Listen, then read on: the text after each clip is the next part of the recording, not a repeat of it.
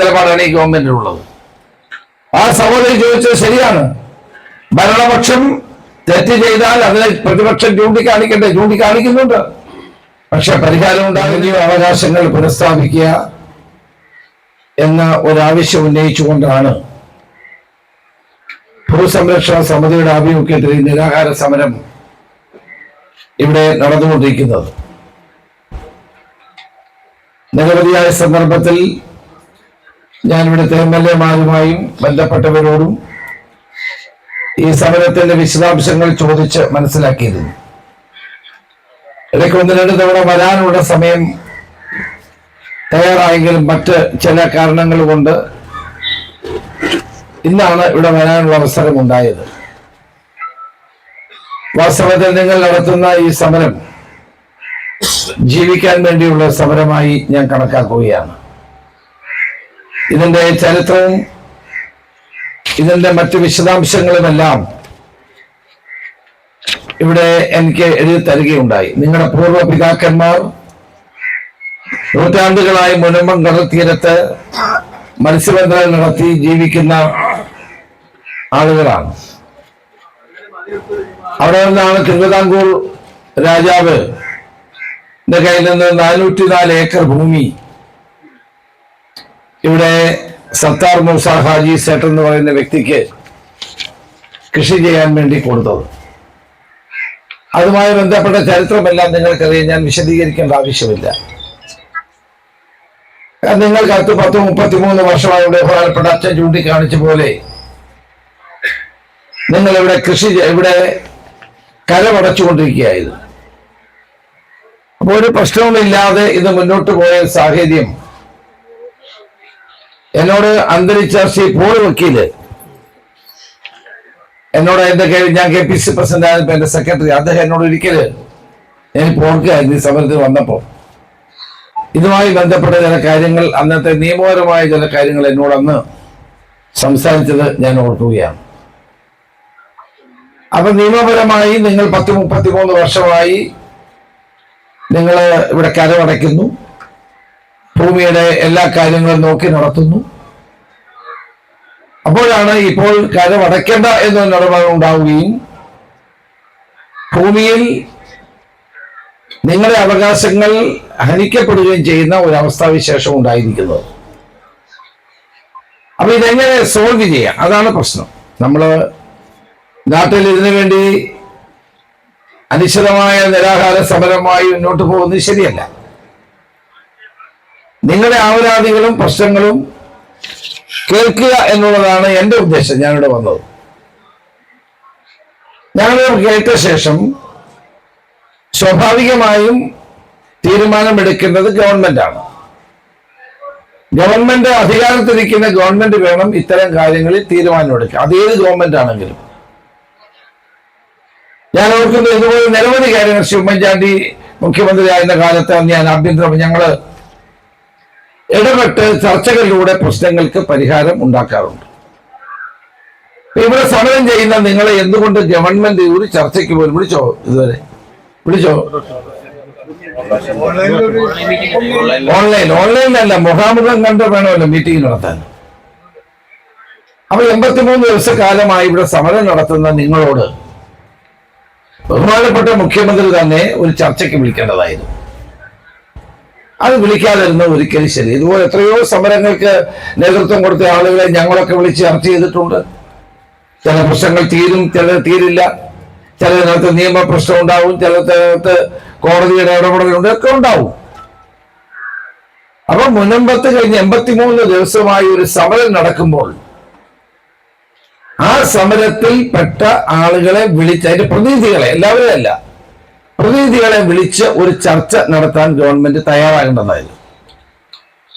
അപ്പോൾ ഇതിനെപ്പറ്റി വ്യത്യസ്ത അഭിപ്രായങ്ങളുണ്ടാവും. ഇവിടെ സൂചിപ്പിച്ചാലും ബഹുമാനപ്പെട്ട അച്ഛനും ബെന്നി പോയ ബെന്നിയും അതോടൊപ്പം തന്നെ നമ്മുടെ ശ്രീ ഫിലിപ്പും ഒക്കെ നമ്മുടെ സഹോദരി സിജി എല്ലാവരും ഇവിടെ അഭിപ്രായങ്ങൾ പറഞ്ഞല്ലോ. അവൻ നമ്മുടെ അഭിപ്രായങ്ങൾ സർക്കാരിന്റെ മുമ്പിൽ അവതരിപ്പിക്കാനുള്ള ഒരു വേദി ഉണ്ടാകുക എന്നുള്ളതായിരുന്നു ആദ്യത്തെ കാര്യം. കേരളം പോലെ സംസ്ഥാനത്ത് 83 ദിവസക്കാലമായി സമരം ചെയ്ത ആരുമാകട്ടെ ആ സമരത്തിന് നേതൃത്വം കൊടുക്കുന്ന ആളുകളെ വിളിച്ചു വരുത്തി ഒരു ചർച്ച ചെയ്യേണ്ടത് ഏറ്റവും ആവശ്യമായിരുന്നു. അങ്ങനെ ഒരു ചർച്ച ഉണ്ടായിരുന്നെങ്കിൽ ഒരുപക്ഷെ ഈ സമരം ഇത്രയും ദിവസം നീട്ടിക്കൊണ്ടു പോകേണ്ട ആവശ്യമില്ലായിരുന്നു. അപ്പോഴാണ് ഗവൺമെന്റ് ഒരു കമ്മീഷൻ വെച്ചു. ഞാൻ ആ കമ്മീഷന്റെ ആളുമായിട്ട്, കമ്മീഷൻ ജസ്റ്റിസ് ശ്രീ രാമേന്ദ്രൻ നായരുമായിട്ട് ഇങ്ങോട്ട് വരുന്നതിന് മുമ്പ് ഞാൻ സംസാരിച്ചു. അദ്ദേഹം എന്നോട് അവരെ ഏൽപ്പിച്ച കാര്യങ്ങൾ എന്നോട് പറഞ്ഞു. അപ്പൊ അദ്ദേഹം കമ്മീഷൻ നാളെ ഇവിടെ സിറ്റിംഗ് നടത്തുന്നുണ്ട്. പരാതികൾ കൊടുക്കേണ്ടവർക്കെല്ലാം പരാതികൾ കൊടുക്കാനുള്ള അവസരമുണ്ട് എന്ന്. അപ്പൊ സർക്കാർ ചെയ്യേണ്ടതായിരുന്നു, അത് വേറെ കാര്യം. അപ്പൊ കമ്മീഷൻ വന്ന് ഈ വിവരങ്ങൾ നിങ്ങൾക്ക് എല്ലാവർക്കും പരാതി നിങ്ങൾ നൽകണം. അത് നൽകാതിരിക്കേണ്ട. എല്ലാവരും നമ്മുടെ ഇവിടെ പറഞ്ഞ അഭിപ്രായങ്ങളും നിങ്ങളുടെ ന്യായമായ ആവശ്യങ്ങളുമെല്ലാം അവിടെ കൊടുക്കണം. അപ്പൊ ഇവിടെ വന്നിരിക്കുന്ന പ്രശ്നം എന്താണ്? ഈ രണ്ടുപേരുടെ പേരിവിടെ പറഞ്ഞു. ഫിലിപ്പ് ഇവിടെ പറഞ്ഞു. ശ്രീ നാസർ മനയിലും അബ്ദുൽ സലാം അവരുടെ വഖഫ് ബോർഡ് മെമ്പർമാരായിരുന്നു എന്നാണ് പറയുന്നത്.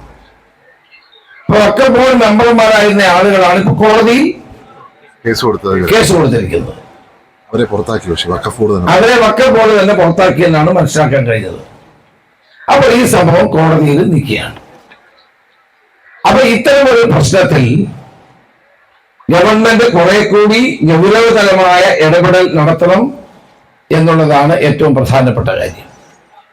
നാളെ കമ്മീഷൻ വന്നിട്ട് തീർച്ചയായിട്ടും കമ്മീഷന്റെ മുമ്പിൽ നിങ്ങൾ ഈ കാര്യങ്ങൾ പറയുമ്പോൾ കമ്മീഷനുമായിട്ട് ഞാൻ സംസാരിച്ചതെന്ന് എനിക്ക് മനസ്സിലാക്കാൻ കഴിഞ്ഞത്, നാളെ പരാതി സ്വീകരിച്ചാൽ അതിന്റെ എല്ലാ വശങ്ങളും പരിശോധിച്ച് 2 മാസത്തിനുള്ളിൽ ഏപ്രിൽ മാസത്തോടെ റിപ്പോർട്ട് നൽകും എന്നുള്ളതാണ് മനസ്സിലാക്കാൻ കഴിഞ്ഞത്. അപ്പൊ ഇത്രയും വർഷങ്ങളായി, നൂറ്റാണ്ടുകളായി നിങ്ങളുടെ പൂർവ്വ പിതാക്കന്മാർ ഇവിടെ മത്സ്യബന്ധനം നടത്തി ഇവിടെ ജീവിക്കുന്ന ജനങ്ങൾക്ക് ആ ജനവിഭാഗത്തിന് 33 വർഷമായി ടാക്സും കൊടുക്കുന്ന സാഹചര്യത്തിൽ ഇവിടെ നിന്ന് ഒഴിവാക്കാൻ എങ്ങനെ സാധിക്കുമെന്ന് ഈ കേസ് കൊടുത്ത ആളുകൾ കൂടി ചിന്തിക്കണ്ടേ? എങ്ങനെ നടക്കുന്ന കാര്യമാണ് എന്ന് അവരോട് ചിന്തിക്കണ്ടേ? അപ്പോൾ നീതിരഹിതമായ ഒരു നടപടിയാണ് ഇവിടെ ഉണ്ടാകുന്നത്. അപ്പോൾ ഒരു കാരണവശാലും ഈ നിങ്ങൾ താമസിക്കുന്ന സ്ഥലത്ത് നിന്ന് നിങ്ങളെ ഒഴിവാക്കാൻ ലോകത്തൊരു ശക്തിക്കും സാധ്യമല്ല എന്ന് തന്നെയാണ് എനിക്കിവിടെ വ്യക്തമാക്കാറുള്ളത്. പക്ഷെ അതിന് നിയമപരമായ ചില കാര്യങ്ങൾ നമ്മൾ ചെയ്യലാണ് ഈ ഗവൺമെന്റിനുള്ളത്. ആ സഹോദരി ചോദിച്ചത് ശരിയാണ്. ഭരണപക്ഷം തെറ്റ് ചെയ്താൽ അതിനെ പ്രതിപക്ഷം ചൂണ്ടിക്കാണിക്കുന്നുണ്ട്. പക്ഷെ പരിഹാരം ഉണ്ടാകുന്നില്ല. അവിടെയാണ് സർക്കാരിന്റെ കടുംപിടുത്തം, ധിക്കാരം. അത് അംഗീകരിച്ചു കൊടുക്കാൻ നമുക്ക് കഴിയില്ല. ഇത്തരം പ്രശ്നങ്ങളിൽ വിവാദങ്ങൾ ഉണ്ടാക്കി ജനങ്ങളെ തമ്മിലടിപ്പിക്കുകയുമല്ല ചെയ്യേണ്ടത്. ഈ 83 ദിവസമായി സമരം നടത്തുന്നവരെ ഒന്ന് വിളിച്ച് ചർച്ച ചെയ്ത് ഈ പ്രശ്നം പരിഹരിക്കുന്നതിന് പകരം വിവിധ ജനവിഭാഗങ്ങൾ തമ്മിൽ അനാവശ്യമായി നാട്ടുകാർ തമ്മിൽ പ്രശ്നം ഉണ്ടാക്കുന്ന അല്ലെങ്കിൽ ജനങ്ങൾ തമ്മിലടിക്കുന്ന അവസരം ഉണ്ടാക്കാൻ ഒരിക്കലും പാടില്ല. ചില ആളുകൾക്ക് വ്യത്യസ്ത അഭിപ്രായക്കാരുണ്ടാവും. നിങ്ങൾ പറയുന്ന അഭിപ്രായങ്ങളിൽ വ്യത്യസ്തമായി പറയുന്നവരുണ്ടാകും. അവരുമായി ചർച്ച ചെയ്യണം. അതല്ലേ ജനാധിപത്യത്തിൽ ഗവൺമെന്റ് ചെയ്യേണ്ടത്? എല്ലാവരുമായി ചർച്ച ചെയ്യണം. ന്യായവും നീതിയും എവിടെയാണെന്ന് കണ്ടെത്തണം. ഞാൻ വിശ്വസിക്കുന്നു ന്യായം നിങ്ങളുടെ ഭാഗത്താണ്. കാരണം നിങ്ങളുടെ പൂർവികന്മാർ ഇവിടെ ജീവിച്ചു വന്നതാണ്. മത്സ്യബന്ധനത്തിൽ ജീവിച്ച്, ഈ നാട്ടിൽ ജീവിച്ച് എത്രയോ തലമുറകൾ ഇവിടെ മട്ടിൽ ജീവിച്ചവരാണ്.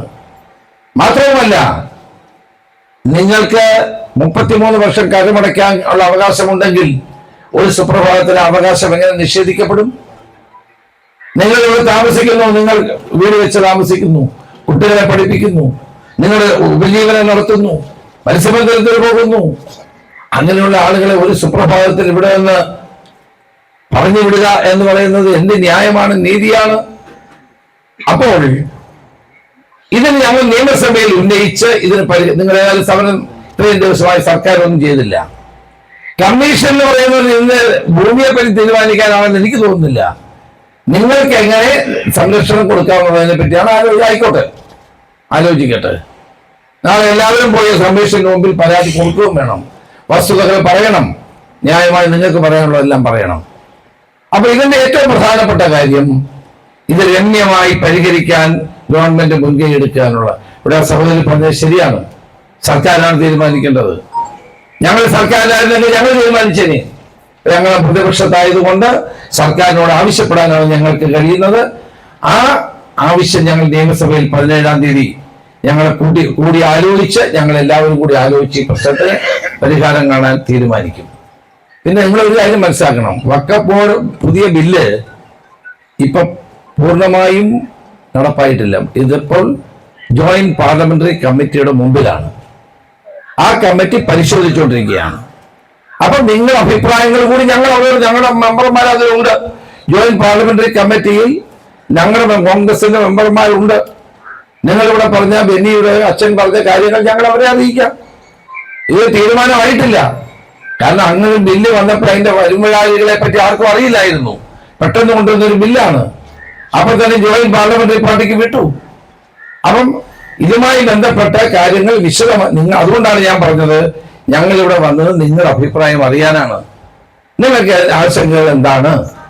അത് ജോയിന്റ് പാർലമെന്ററി കമ്മിറ്റിയുടെ മുമ്പാകെ വരുന്ന സന്ദർഭത്തിൽ ആ കാര്യങ്ങൾ കൂടി ചർച്ചയ്ക്ക് വിധേയമാക്കണം. ജനാധിപത്യത്തിൽ അതുകൊണ്ട് എല്ലാവരുടെയും അഭിപ്രായങ്ങൾ കേൾക്കാനും മനസ്സിലാക്കാനുള്ള അവസരം ജോയിന്റ് പാർലമെന്ററി കമ്മിറ്റിക്ക് ഉണ്ട്. അത് അവർ പരിശോധിക്കണം. അതിലൊരു പുതിയ നിയമം വരുമ്പോൾ, ഒരു ഭേദഗതി വരുമ്പോൾ അത് ഇന്ത്യയിലെ ജനങ്ങളെ എങ്ങനെ ബാധിക്കുന്നു എന്ന് പഠിക്കാനാണല്ലോ ജോയിന്റ് പാർലമെന്ററി കമ്മിറ്റി വെച്ചിരിക്കുന്നത്.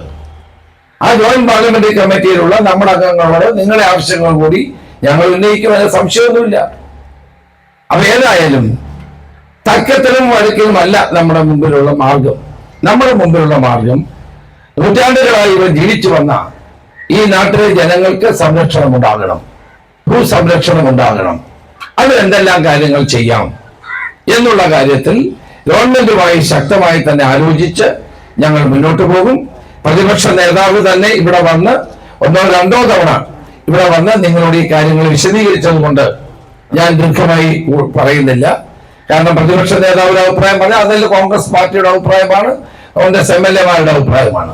അപ്പൊ അതുകൊണ്ട് തന്നെ ഈ ന്യായമായ അഭിപ്രായങ്ങൾ ഉൾക്കൊണ്ടുകൊണ്ട് ബഹുമാനപ്പെട്ട അച്ഛൻ ബെന്നിയും നിങ്ങൾ ഓരോരുത്തരും പറഞ്ഞ ഈ അഭിപ്രായങ്ങൾ കൂടി മനസ്സിൽ വെച്ചുകൊണ്ട് 17-ാം തീയതി നടക്കാൻ പോകുന്ന നിയമസഭാ സമ്മേളനത്തിൽ ഉന്നയിച്ച് ഒരു പരിഹാരം കാണാൻ ഞങ്ങൾ ശ്രമിക്കും.